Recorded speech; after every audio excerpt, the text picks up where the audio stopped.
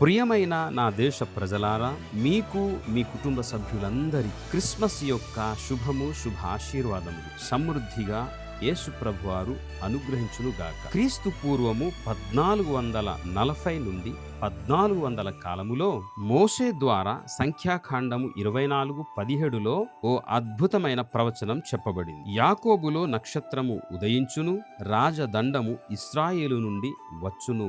ఈ ప్రవచన అనంతరము 3465 సంవత్సరాల తరువాత 2025 సంవత్సరాల క్రితం రాజైన హేరోదు పరిపాలన కాలంలో పై ప్రవచనం నెరవేర్పు జరిగింది. 2వ పేతురు 1వ అధ్యాయము 19లో ఈ వృత్తాంతం వ్రాయబడింది. ఈ లోకానికి వెలుగుగా వచ్చిన యేసయ్యను ఎవరైతే ఆయన వైపు చూసి వెంబడిస్తారో వారికి జీవపు వెలుగు కలిగి ఉంటుందని యేసు ప్రభువారు వాగ్దానం చేశారు.